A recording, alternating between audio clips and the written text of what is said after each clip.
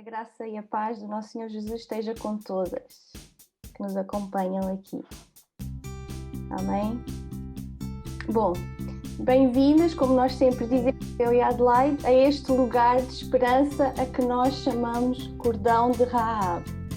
O Cordão de Raab nasceu como desejo em nossos corações de alcançar mulheres de língua portuguesa através das plataformas digitais, para que a esperança na palavra seja algo que cresça nas nossas vidas e nas vidas de todas as mulheres que buscam esperança no seu dia-a-dia.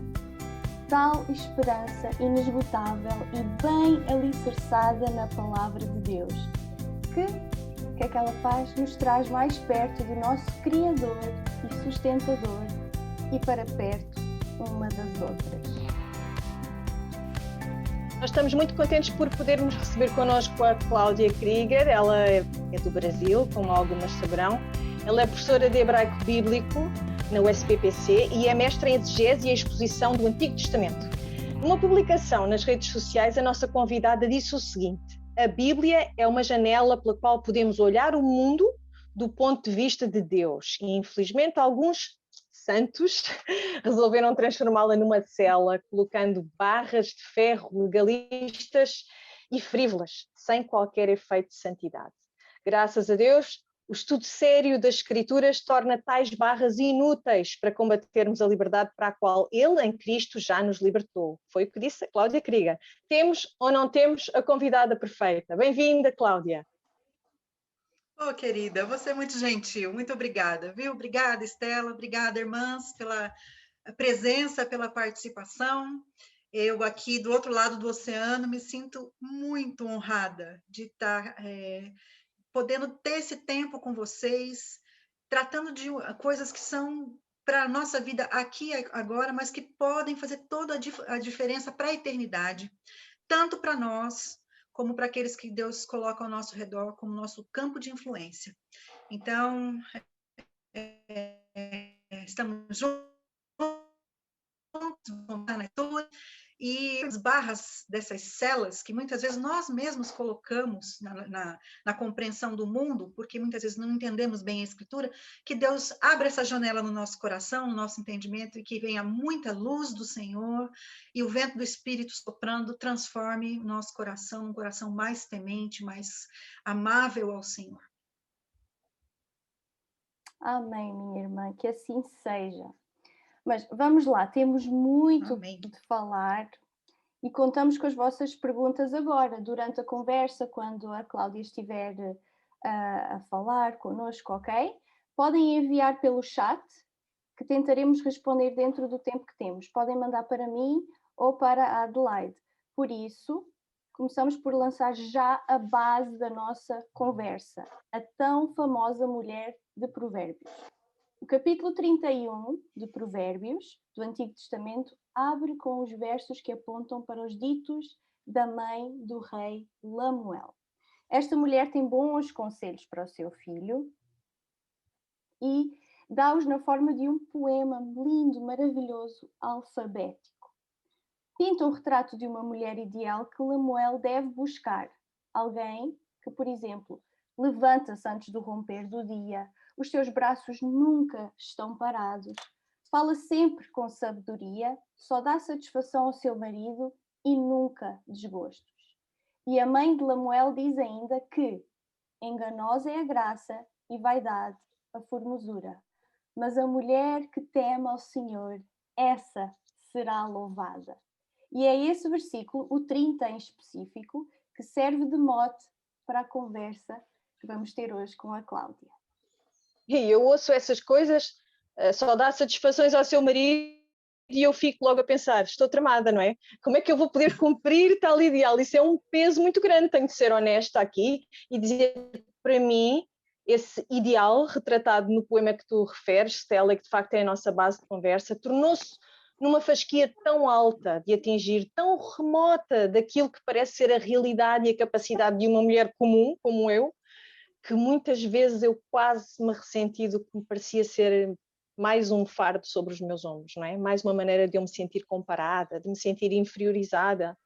Mas Cláudia, por favor, explique-nos tudo. Como é que então este poema se enquadra no Antigo Testamento e na Bíblia toda? Qual é o seu propósito? É mesmo para nos fazer sentir como eu me sinto às vezes incompetente?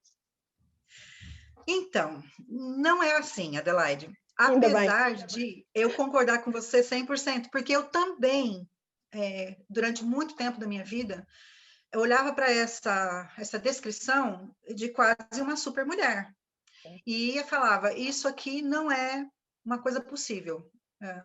A natureza poética do escrito, porque Provérbios não é promessa, Provérbios é observação da natureza, porque é uma mãe falando para um filho, e claro, qual é a mãe que não quer o melhor para o seu filho? Enfim, a gente começava a importar um monte de perspectivas para dizer que aquilo é o ideal, mas que o ideal é o ideal. Está muito fora do nosso mundo, do nosso dia a dia, até que eu comecei a estudar um pouquinho mais da moldura que reveste, né, que protege essa literatura do Antigo Testamento. Isso foi uma das coisas que me levou a querer estudar o Antigo Testamento. Por quê? Porque nenhuma literatura bíblica ela é solta em si mesma. Ela não existe por si. Ela existe dentro de um propósito de revelação muito maior. E não é só uma revelação de conhecimento pensando no ser humano. Óbvio, quando a gente recebeu uma Bíblia escrita, Deus estava pensando em nós, né? Em cada uma das gerações que recebeu esse escrito. A Bíblia é um livro que foi escrito por Deus, inspirando homens, trazendo para a gente os pensamentos de Deus sobre os homens. Então, a partir dessa perspectiva, eu não posso olhar para Provérbios 31 como sendo alguma coisa que está além da possibilidade, porque seria uma crueldade da parte de Deus que não combina com o caráter dele fazer um desenho uma projeção tão alta a ponto de deixar a gente simplesmente frustrada. Por outro lado, a gente tem o aspecto de revelação da lei, né, de tudo que Deus foi mostrando a respeito do seu caráter, dos seus desejos, dos desejos para a gente como indivíduo, os desejos para a nação de Israel, os desejos dele para a igreja, e a gente sempre vê que o padrão de Deus, ele não é superior, ele é infinitamente superior. Então, sim, existe um descolamento de realidade que mexe com a gente e é feito com esse propósito, é para justamente colocar a gente na posição de ser dependente da graça de Deus. Então, quando a gente lê Provérbios 31, assim como quando a gente lê o Sermão da Montanha, eu tenho certeza que vocês todos já leram Mateus 5, 6 e 7 e devem ter tido essa mesma sensação. Nossa, como é que eu vou conseguir ser essa pessoa, esse sal e esse luz que está o tempo todo refletindo algo que é muito mais profundo do que um comportamento? É uma intenção que se traduz numa versão muito, muito parecida com o Senhor Jesus no dia a dia. Agora, se a gente for olhar para a gente com honestidade, o que a gente sente em relação a isso? Não é para mim. Tem gente que tem tanto essa sensação que diz que isso é para o céu. Ah, não, Mateus 5, as bem-aventuranças só vão poder acontecer no céu, quando estiver todo mundo bem, todo mundo feliz, mas não faz sentido, porque no céu não vai ter choro. Então, bem-aventurados os que choram. Então, vocês percebem que existe uma natureza dupla, né? Uma intenção dupla nessa revelação. É colocar um padrão altíssimo. Por quê? Porque a santidade de Deus ela é absoluta, ela não tem negociação. Deus é santo e ele quer que a gente seja santo como ele é santo. E ele coloca os padrões de santidade. Então, isso gera temor na gente. Mas esse temor gera também um desejo de busca, de perceber os caminhos que a própria Escritura foi colocando para que esse padrão altíssimo seja, de alguma maneira, absorvido e encarnado na dependência do Senhor. Então, Provérbios 31 pode sim ser uma realidade, mas o que ele pinta ali? Qual é o quadro que Provérbios 31 pinta? Ele pinta o quadro da mulher que tem uma característica que é a influência primordial da sua vida, que é justamente o temor do Senhor. Não é uma mulher qualquer. Não é uma mulher que pensa de qualquer maneira. As referências dela não são a revista Vogue, não é a revista Cláudia, a referência, a Marie Claire, que tem muita mulher que pauta a sua vida por esse tipo de influência. Por quê? Porque essas influências, elas ditam as tendências, e a gente quer estar sempre antenada com a tendência, né? O que acontece? Gente, eu peço desculpas, eu estou falando português do Brasil, estou achando assim que eu estou comunicando. Se tiver alguma dúvida, vocês jogam aí no chat, as meninas me avisam, tá? Essa coisa de estar antenada, né? A referência é, a gente precisa ter sempre paradigmas. Ninguém vive sem paradigma nesse mundo. Mesmo quando a pessoa não tem o temor de Deus, ela procura algum referencial para que ela possa se enquadrar socialmente, porque Deus nos fez para vivermos em sociedade. Agora, a sociedade de Deus, e aqui eu quero puxar uma referência muito valiosa para quando a gente pensar em temor do Senhor, a sociedade para a qual Deus nos preparou, enquanto vivendo aqui no planeta, é o reino de Deus. Nós pertencemos a duas sociedades diferentes, somos cidadãs de dois mundos, como disse Agostinho. Então, a gente sempre tem que estar com a ideia da realidade, do nosso dia a dia, do nosso laboratório de vida cristã, com a referência da realidade superior, que é o projeto de Deus para uma mulher que realmente conhece um propósito maior do que simplesmente acordar, cozinhar, levantar, fazer. Que a mulher virtuosa faz tudo isso, mas a gente percebe que tem um revestimento especial em todas essas práticas. Parece que ela faz tudo com muita leveza, com muita autoridade, que todas as áreas da vida dela estão perfeitamente conjugadas. Ela é uma mulher múltipla, ela não é uma mulher segmentada no sentido de falar, ela só faz isso. Ela só é dona de casa, ou ela só é empresária, ou ela só é mãe, ou ela só... Não, ela consegue articular todas essas coisas que exigem muito jogo de cintura, com muita graça, com muita leveza, e tudo que ela toca prospera. Quem não quer isso para a vida? Tem que ser muito sem noção para falar, não, eu não quero isso para mim. Agora, a maneira poética como é colocada, realmente, ela traz todo um lado positivo da influência que essa mulher recebe do temor do Senhor. Para a gente falar em temor do Senhor, a gente precisa falar primeiro do Senhor. Por quê? Porque muitas de nós, mesmo sendo cristãs hoje, a gente tem uma ideia um pouco equivocada de quem é o Deus a quem nós servimos. Nesse sentido, a gente recebe influência do quê? Do nosso pecado. A mente que já foi regenerada pelo Espírito Santo, ela ainda traz algumas coisas que a gente chama de efeitos noéticos, os efeitos que afetaram a nossa capacidade de compreensão, porque o pecado distorceu em nós a imagem de Deus. A gente ainda tem a imagem de Deus, a gente ainda tem a capacidade de compreensão que nos foi dada por Deus, mas ela foi trincada. É como se a gente estivesse olhando para um espelho que recebeu uma pedrada. A gente vê uma imagem, mas vê toda segmentada, né? No caso da nossa visão de Deus, isso também acontece. Por quê? Porque nós muitas vezes projetamos no Senhor as nossas percepções e não entendemos a revelação que parte de Deus sobre ele mesmo. Por exemplo, uma das coisas que muitas de nós pensamos, e essa faz parte das barras na janela que eu fiz aquele comentário do Facebook, muitas de nós olhamos para o Deus do Antigo Testamento como se ele fosse um Deus diferente do Deus do Novo Testamento. Quase uma outra pessoa. A gente vê um segmento, como se tivesse um pulo entre o Antigo Testamento e o Novo. E esse Deus é muitas vezes descrito para nós, a gente ouve comentários, às vezes lê alguma coisa, como se ele fosse um Deus que tivesse um viés machista.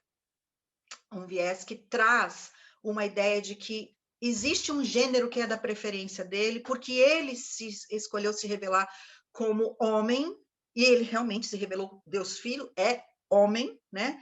Mas o que eu quero trazer para vocês é que existe na escritura do Antigo Testamento muitos elementos, muitas revelações de Deus, autorrevelações, que trazem para nós uma percepção de Deus que é muito mais ampla e que contempla muitos aspectos que a gente até poderia dizer que refletem uma compreensão do que é o feminino. Por exemplo, eu quero ler para vocês no livro de Oséias. Vocês conhecem o livro de Oséias, que trata sobre uma história de amor, é um amor bandido, né? Porque a prostituta Gomer foi escolhida, foi indicada por Deus para que o Oséias casasse com ela e fizesse um trabalho de redenção. A vida de Oséias é um teatro, é o teatro de Deus em relação ao povo de Israel. E aquelas reincidências pecaminosas e tudo mais, a gente fica pensando, que homem é capaz de amar uma mulher que faz o que aquela mulher fez? Teve filhos que não eram filhos dele, ele adotou esses filhos. esse traço amorável de Deus, ele traz para nós uma linha de pensamento como se mostrasse o marido perfeito. O que seria o marido perfeito? Oséias traz essa visão de Deus. Mas no próprio livro, no capítulo 11, tem uma descrição de Deus que é uma coisa extremamente delicada. Eu vou ler para vocês. Vou ler na Bíblia de Jerusalém, que está muito fiel ao original. Diz o seguinte, Oséias 11. Quando Israel era menino, eu o amei, e do Egito chamei meu filho. Esse versículo foi usado por Mateus, para contar aquela viagem que Jesus fez quando tinha provavelmente 1 ou 2 anos com José e Maria, fugiu para o Egito para poder proteger a sua vida de Herodes e depois recebeu ordem para voltar. Então isso aqui foi tido por Mateus como um elemento profético. Mas no contexto de Oséias é um pouquinho diferente. Olha que interessante. Do Egito chamei meu filho. Mas quando mais os chamavam, mais eles se afastavam de mim. Eles sacrificavam aos Baais e queimavam incenso aos ídolos. Fui eu, contudo, que ensinou Efraim a caminhar. Eu tomei pelos braços, mas não reconheceram que eu cuidava deles. Esse Efraim é um nome bíblico para Israel. É uma outra maneira de Deus falar sobre Israel. Olha que interessante. Ele diz que foi ele que ensinou Efraim a caminhar. É como se fosse uma mãe pegando um bebezinho e ensinando a andar. Então, a imagem é que Deus, amorosamente, estava ensinando Israel a ser uma criança que vai crescer nos seus caminhos. Tomei pelos braços, uma mãe que pega uma criança. Por exemplo, quando toma um tombo, a gente vai lá imediatamente. Vocês percebem a delicadeza? Com vínculos humanos eu atraía, com laços de amor. Eu era para eles como os que levantam uma criancinha contra o seu rosto. A gente pega um bebê e dá aquela apertada gostosa, dá aquele beijinho.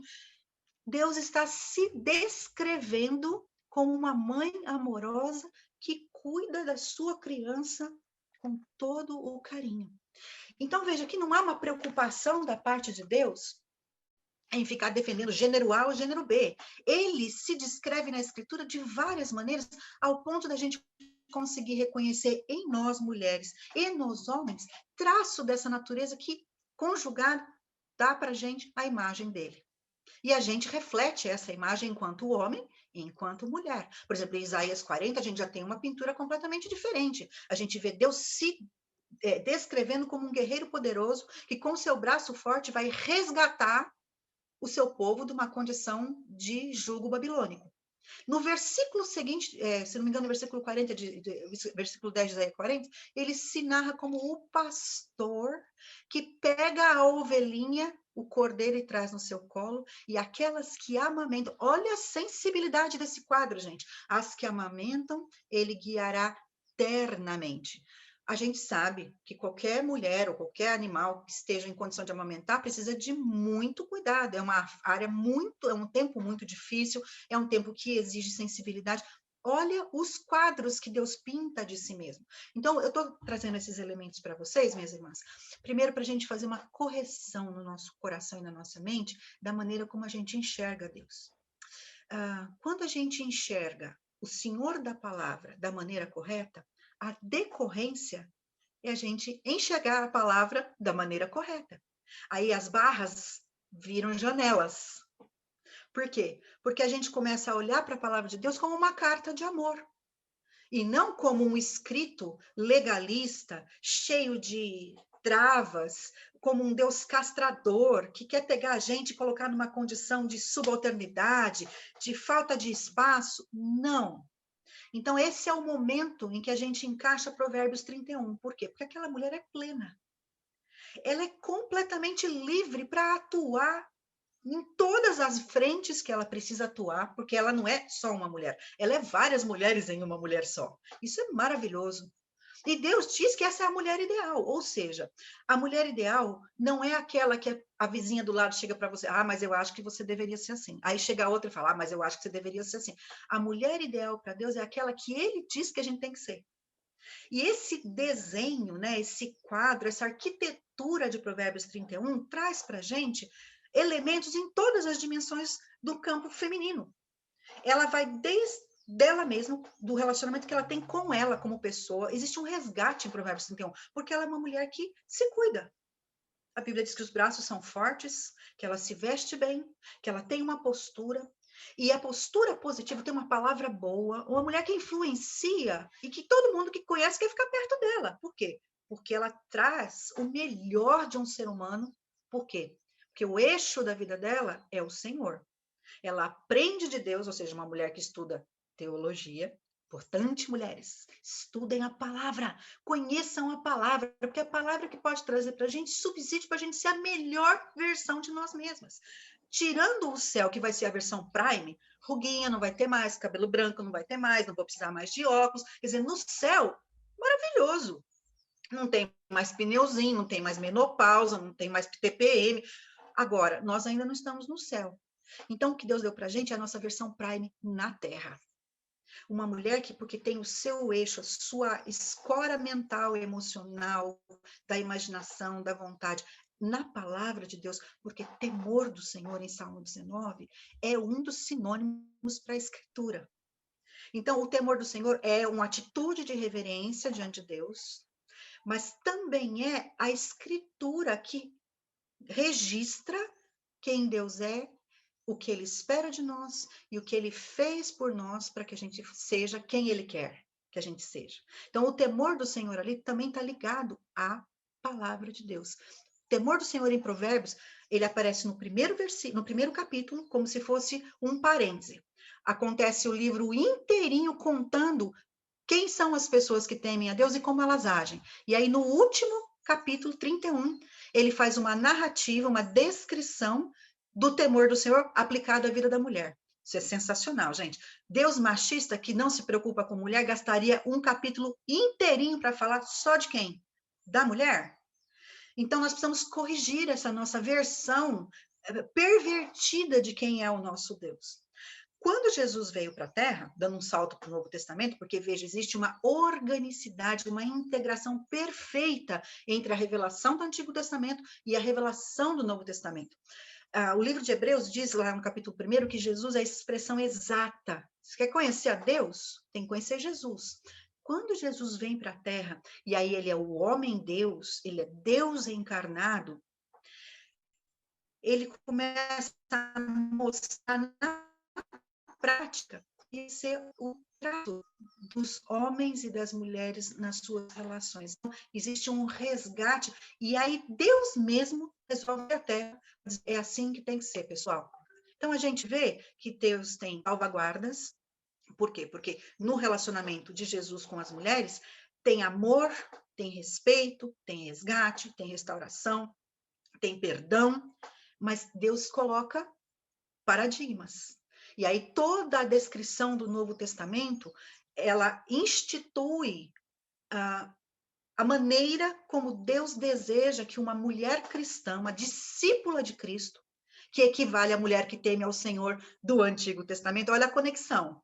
A discípula de Deus é a mulher que teme ao Senhor. A discípula de Cristo é aquela que anda com Ele pela fé, no sacrifício, e que decide se apegar à palavra de Deus como um paradigma da sua vida. Então, todas as cartas depois do Evangelho são o desdobramento de Deus para a vida de uma mulher.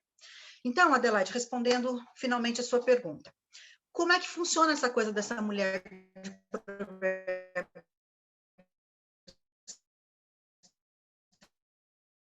então,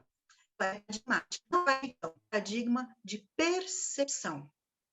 Ou seja, essa mulher busca em cada uma das áreas da sua vida múltiplas áreas. A área econômica, a área relacional, a área do casamento, a área do próprio autoconhecimento, a área da maternidade, a área do relacionamento com pessoas, relacionamentos comerciais, a área do fazer o bem, porque ela dá cintas aos mercadores, ela é uma pessoa que tem compaixão dos mais necessitados.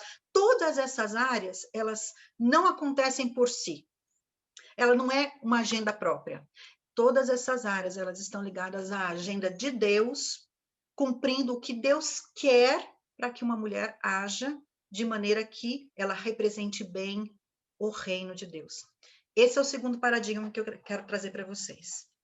Feminilidade cristã está diretamente ligado ao reino, falando sobre o reino de Deus.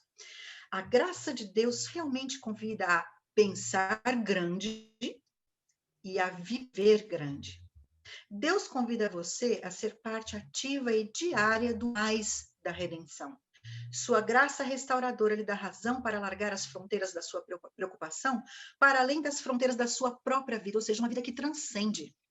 Ele o chama para fora do seu pequeno reino para dar os seus talentos, dons, recurso e tempo para as ocupações gloriosas do seu grande reino celestial. Ele retrocede ao longo da história e se estende até antes do lançamento dos fundamentos do mundo. Estende-se à frente no tempo para uma eternidade sem fim. Abrange todos os locais, conhecidos e desconhecidos, todas as situações de cada espécie, cada pessoa e cada coisa criada. O objetivo desse reino é a restauração completa de tudo que foi danificado pela terra. Então, o que acontece? Quando a gente é mulher e vive para a gente, olhando só para o nosso umbigo, a gente perde a perspectiva da eternidade passada, onde Deus planejou a vinda de Cristo, e da eternidade futura, que é onde a gente vai viver a maior parte da nossa vida. E a gente fica só nesses 50, 60, 70 anos aqui na Terra, querendo construir um reino para a gente. Então, a gente dita as regras, a gente diz quem é que pode ser nosso amigo, a gente restringe a nossa capacidade de influência, que a gente fala, não sou capaz, entra numas de autopiedade, aquela coisa estranha, né, que a gente acha que não, eu não posso, não quero, não vou, enfim, vira de barata, olhando para o chão, né? E barata, além de ser sujo, assusta, não tem graça nenhuma. Eu acho que barata foi um negócio que eu tenho comigo, que Noé podia ter resolvido esse problema para nós. Ele só precisava ter virado um pouquinho a sandália a hora que as baratas entraram na arca. E fez paf, matava a barata e acabou. Concordam comigo? Mas não, tá lá, né? Pois é, barata faz parte do plano de Deus para assustar a gente, né? Mas veja bem, a gente não pode ter essa mentalidade de barata. Viver no escuro, toda acanhada, com receio de tudo, achando que, não, Deus tem projeto para a nossa feminilidade. Por quê? Porque ela faz parte do reino. O lugar onde Deus te colocou agora. Mãe, esposa, talvez até tendo sofrido um divórcio infeliz, que a gente fala, isso não tem lugar no plano de Deus para a nossa vida. Irmãs, tudo o que diz respeito a nós, diz respeito ao nosso Deus. A vida que nós temos, nós só temos essa. Ela é ao vivo e em cores. Ela acontece agora e é agora que a gente experimenta a graça de Deus para todos os momentos. Então, quando eu penso em termos de reinos, eu paro de pensar na minha feminilidade e começo a pensar no meu ser devotado a Deus, entregue ao Senhor. Essa é a expressão máxima do temor do Senhor. É quando Deus não deixa a minha vida e tudo o que diz respeito a mim, ele volta a ser teorreferente. Essa era a mentalidade predominante no Antigo Testamento. Por incrível que pareça. A gente fala, não, a mulherada ela era meio simples, ela não tinha muita noção das coisas, aquela vidinha. De jeito nenhum. Nesse ponto, ser crente no Antigo Testamento era muito mais interessante. Por quê?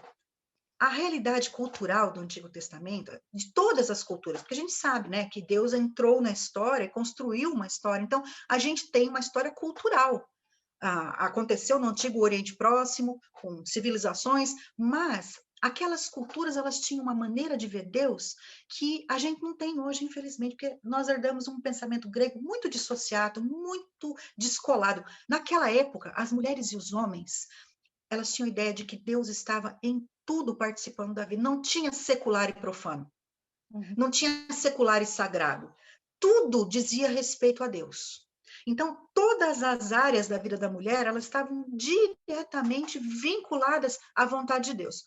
Exemplo disso, quando Noemi saiu com Ruth, lá de Moabe, voltando para Belém, o comentário dela é o seguinte: Deus me tornou amarga. Deus está nessa confusão, porque ela tinha acabado de perder o marido, perdeu os 2 filhos, estava numa terra que não era dela, ela precisava tomar uma providência. Mas ela imediatamente reconheceu que Deus estava naquela situação. Então, essa percepção de Deus em tudo na vida era a percepção que permeava a realidade cultural. Então, eles não tinham problema de ter, por exemplo, uma coisa pequena, um pneu furado, que para a gente, né, fica, que isso, por que isso foi acontecer, não sei o quê. O pneu furado para a gente seria o camelo que caiu, tropeçou e quebrou a perna lá na hora da viagem. Eles imediatamente voltavam para Deus. Deus está querendo atuar na nossa vida, impedindo essa viagem. Então, quando a gente tem essa visão teorreferente de Deus, ou seja, que a nossa vida toda, o eixo dela, imagina uma roda de bicicleta, né? Tem aquela parte no centro e tem os raios. O eixo é Deus, os raios são as partes da nossa vida, tudo está ligado ali, ou seja, tudo parte de Deus e tudo gira em função de Deus. Essa era a perspectiva da mulher do Antigo Testamento. Por isso que é possível ser uma mulher de Provérbios 31. Por quê? Porque cada um daqueles raios, né, cada um daqueles versículos que explica uma parte da sua vida, está diretamente voltada para o que Deus quer aquela mulher fazendo naquela área. Então, ela consegue estabelecer prioridade, o marido dela não é uma prioridade. Óbvio. Por quê? Porque ele também tinha um papel social muito importante, ele era um juiz, ele se assentava na porta da cidade, ou seja, ele estava num lugar de projeção, hoje seria talvez uma prefeitura, ou um lugar do governador, estava no lugar de tomar decisões, então ele era um homem proeminente, um homem de influência social. Interessante, né? Porque o conselho da mãe de Lemuel, Provérbios foi escrito como um manual para treinar pequenos príncipes, essa é a ideia. Então, a mãe de Lemuel estava ensinando para ele como é que ele faz para escolher uma esposa. Por quê? Porque ele seria a pessoa que estaria num lugar de preeminência e teria que ter uma mulher que correspondesse para não dar trabalho. Ela não precisava de uma Jezabel na vida dele, né? Todo mundo conhece a história de Jezabel, né? Aquela mulher perigosa, né? Quando a gente lê Provérbios por esse eixo, o eixo da centralidade, o temor na palavra de Deus, escolhas várias daquela mulher, a gente pega um equilíbrio perfeito, porque ela descobre que tem tempo para fazer tudo e que há tempo para todas as coisas. Há tempo para cozinhar, há tempo para dar ordem para as servas, há tempo para atender o seu marido, há tempo para se cuidar, para fazer uma roupa bonita, para fazer um cabelo. Percebe? Qual é a maior queixa das mulheres hoje em dia? Não tem tempo. Não tem tempo para nada. Por quê? Por quê? Porque provavelmente a sua agenda não está rendida aos pés do Senhor Jesus. Porque a gente não pergunta para ele o que é que o Senhor tem para mim hoje. Nessa fase da minha vida, o que é que o Senhor tem para mim? Então, Provérbios 31 exemplifica, a palavra não é exemplificar, ele faz um paradigma, é um estereótipo, é um protótipo, na verdade, do que pode ser cada uma de nós em cada uma das áreas da nossa vida, se Deus vier para o centro. Se Deus ficar na periferia, vai ter desequilíbrio. Então, esse é o propósito dessa nossa live, é a gente pensar as mulheres do Antigo Testamento e, se der tempo, fazer de novo, a partir do olhar de Deus. Porque Deus olha para nós de um jeito diferente de como nós olhamos para nós. O olhar de Deus é muito amplo, ele conhece os meandros da nossa alma, as nossas dificuldades, os dons com que ele nos contemplou, as nossas fraquezas que ele permite para que a gente dependa da graça. Tudo isso está plenamente descrito na mesa de Deus, está tudo posto. A gente mesmo não se conhece assim. Por isso é que a gente precisa do olhar de Deus através da Escritura para a gente ter um autoconhecimento correto e poder colocar a nossa agenda alinhada com a dele, como muitas mulheres do Antigo Testamento fizeram.